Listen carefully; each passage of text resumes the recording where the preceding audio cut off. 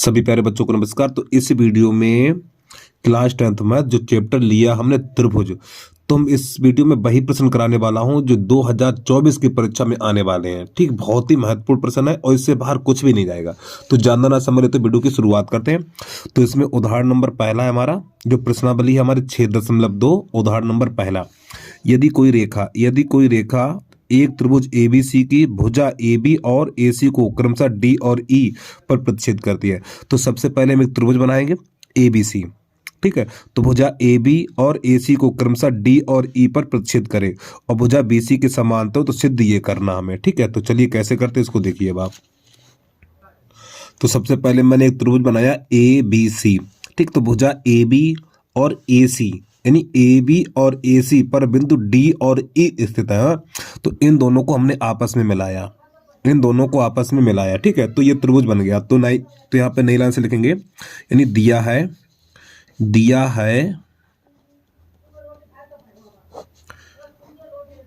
त्रिभुज ABC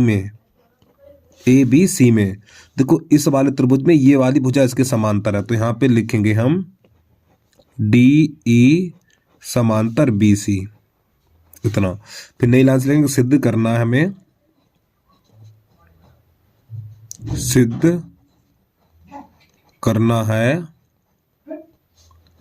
क्या सिद्ध करना, किताब में देखिए। तो यहाँ पे लिखा हुआ AD बटा AB बराबर AE और बटा AC, ये सिद्ध करना है। ठीक है, चलिए थोड़ा आगे बढ़िए अब यहाँ से। तो यहाँ पे लिखेंगे उपपत्ति है हमारी। ठीक, अब प्यारे बच्चों, प्रश्न को शुरू करने से पहले थोड़ा एक चीज बता दूं आपको मैं, जरा ध्यान समझना देखिए, क्योंकि जब तक आप समझेंगे तो कुछ नहीं कर पाएंगे। जैसे एक हमने त्रिभुज बनाया, प्यारे बच्चों एक त्रिभुज बनाया ये, और इसका नाम लिख दिया AB और ये C। ठीक है, अब यहाँ पे एक रेखा खींचेंगे, इसका नाम है मान लो D और ये E। अब जो आपको हम बताने जा रहे हैं वो जरा ध्यान समझना। देखो, एक हमारा ये त्रिभुज है, ये हमारा त्रिभुज है। ठीक है, अब ये वाली इस त्रिभुज में देखो, इस त्रिभुज में अगर ये वाली भुजा इसके समांतर है, किसी त्रिभुज में अगर ये वाली भुजा इसके समांतर है, खोपड़िया के ताले खुल्लो भाई, देखो किसी भी त्रिभुज में ये वाली भुजा इसके समांतर है, तो आपको एक काम करना, देखो AD बटा DB इतना खाली करना है, AD बटा DB।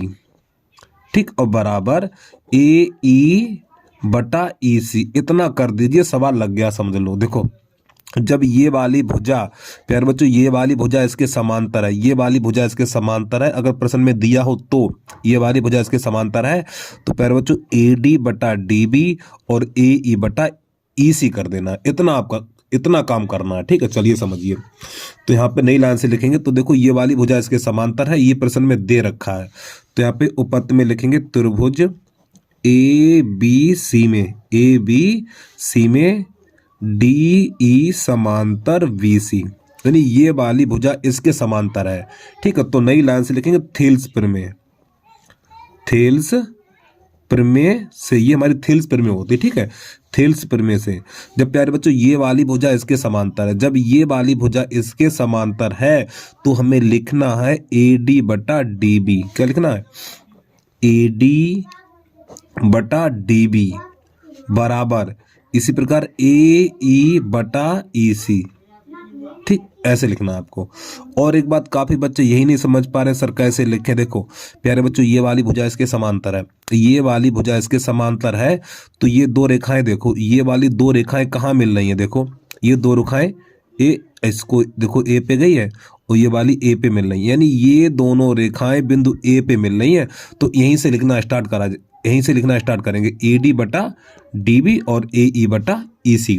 चलिए अब यहाँ पे क्या करें, दोनों पक्षों को पलटेंगे हम। तो यहाँ पे लिखेंगे दोनों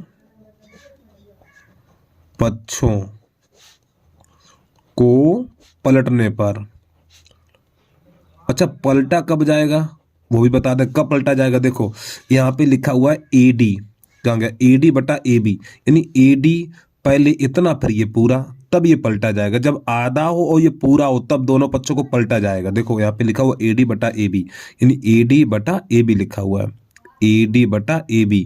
जब इतना और बटा पूरा हो तो दोनों पक्षों को पलटा जाएगा, तो दोनों पक्षों को पलटेंगे तो यहाँ पे आपका हो जाएगा ये DB बटा AD बराबर EC और बटा E। इस प्रकार यानी अंश का हर का अंश बना देना है।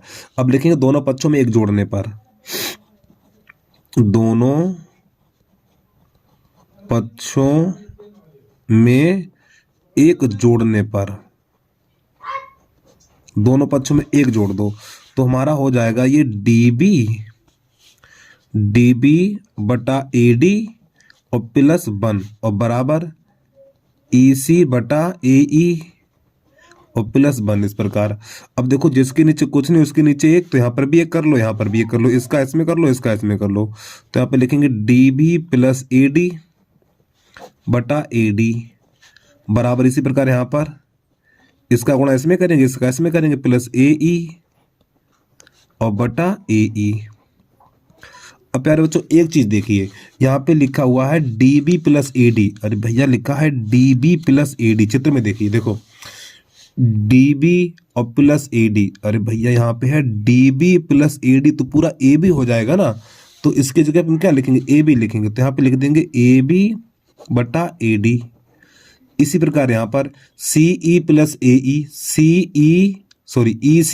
EC प्लस AE, देखो EC और प्लस AE, तो पूरा EC बन गया ना, AC बन गया पूरा ये AC, तो इसकी जगह लिख देंगे AC और बटा AE।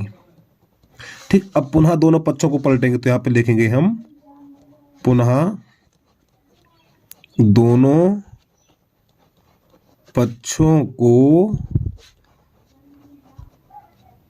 पलटने पर, जब पुनः दोनों पक्षों को पलटेंगे तो हो जाएगा AD बटा, देखो जो भी काम करेंगे प्यारे बच्चों दोनों पक्षों में समान करेंगे, तो इन जब दोनों पक्षों को पलटेंगे तो ये हो जाएगा AD बटा AB और AE बटा AC। बस यही हमें प्यारे बच्चों सिद्ध करना था, यही हमारा आंसर निकल के आ गया। ठीक है, चलिए प्रश्न को पूरा देखने के बाद आप यहाँ से इसकी स्टार्टिंग करेंगे।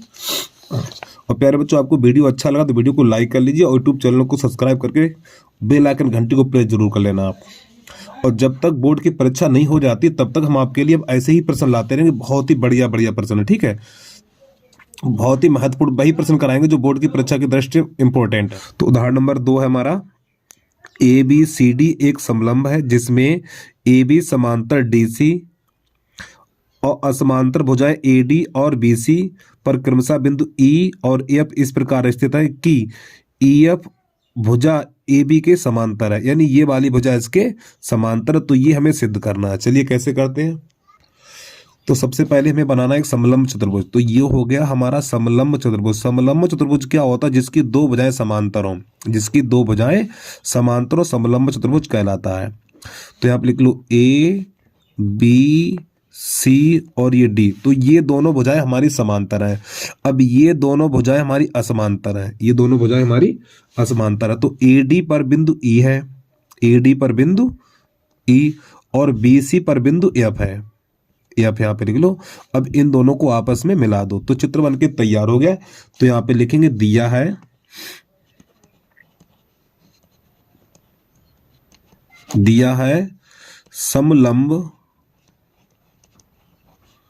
समलंब चतुर्भुज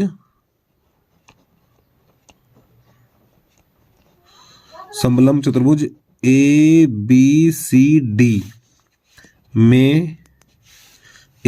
में, तो यहाँ पे नई लाइन से लिखना, चलो यहीं पे लिख दो AB समांतर CD तथा AB समांतर EF, यानी ये वाली भुजा इसके समांतर है और ये वाली भुजा इसके समांतर। नई लाइन से लिखेंगे सिद्ध करना है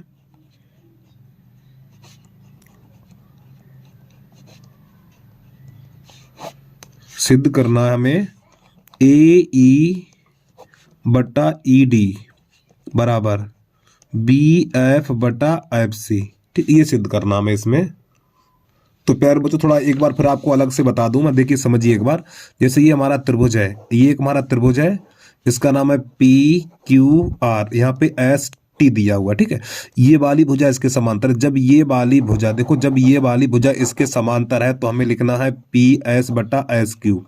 यानी पी एस क्या लिखना है, देखो जब ये वाली भुजा इसके समांतर है, जब ये वाली भुजा इसके समांतर है तो पी एस बटा एस क्यू और पी टी बटा टी क्यू, पी टी बटा टी आर, इसके यानी इतना बटा इतना और इतना बटा इतना लिख देना। कब लिखेंगे, जब ये वाली भुजा इसके समांतर होगी तब। चलिए समझिए, तो नई लाइन से लिखेंगे, उपपत्ति में लिखेंगे यहां से अब हम,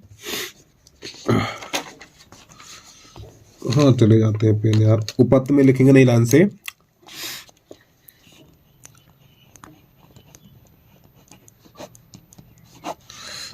पहले लिखो रचना। इसमें रचना में क्या लिखेंगे, देखिए जरा ध्यान से, रचना में लिखेंगे इसको मिलाएंगे, AC को मिला देंगे, इस प्रकार AC को मिला देंगे, चाहे इसको मिला दो चाहे इसको मिला दो कोई दिक्कत नहीं है।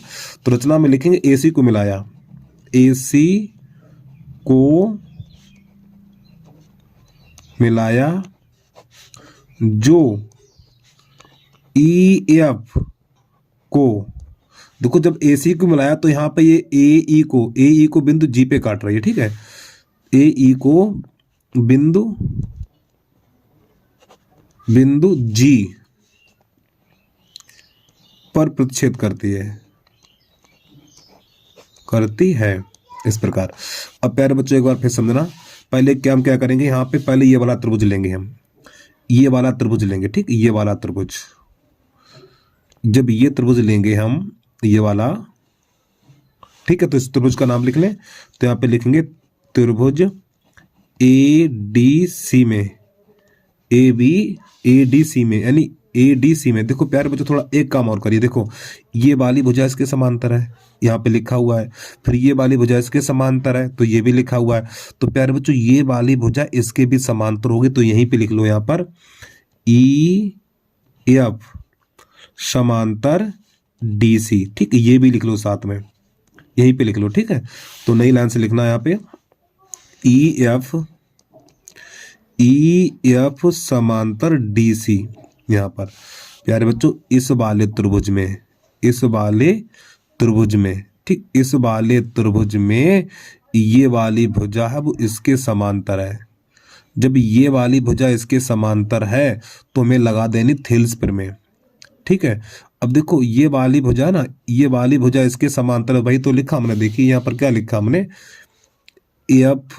EF समांतर DC, या करके आप ऐसे भी लिख सकते हो यहाँ पर EG समांतर DC, ऐसे भी लिख सकते हैं आप, ठीक है।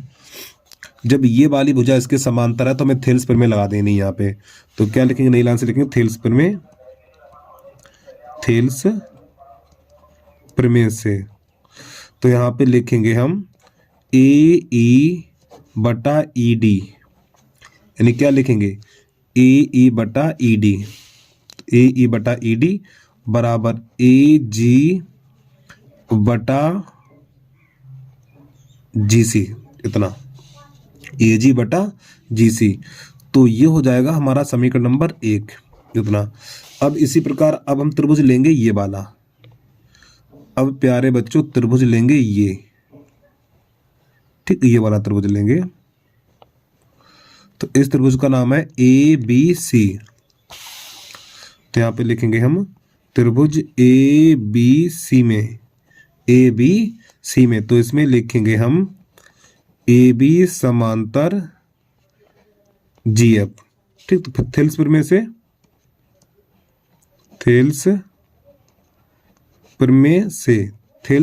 ठीक है। जब इसको थेल्स प्रमेय से लगाएंगे तो यहाँ पर भी यही लिखेंगे, देखो ये वाला इधर से, क्योंकि ये दोनों रेखाएं बिंदु C पे मिलनी है तो ये वाला इधर से लिखेंगे CF बटा FB, CF बटा FB, तो यहाँ पे लिखेंगे अरे यार गलती हो गई, CF बटा FB और बराबर CG और बटा GA। अब दोनों पक्षों को पलट दो, दोनों पक्षों को पलटने पर, जब दोनों पक्षों को पलटेंगे तो अंश का हर बन जाएगा, हर का अंश बन जाएगा, तो FB बटा CF और बराबर ए जी और बटा जी सी, ऐसे कर लिख सकते हैं। ये समीकरण नंबर हो गया 2। अब समीकरण नंबर 1 2 को देखिए, ये समीकरण नंबर 1 है और ये 2 है, तो जो चीज बराबर होती है उसे नहीं लिखा जाता, जो चीज बराबर होती है उसे नहीं लिखेंगे, ठीक है। तो देखो ए जी बटा जी सी और ए जी बटा जी सी ये दोनों बराबर है तो इसको नहीं लिखा जाएगा, तो ये दोनों हम आपस में कर देंगे बराबर।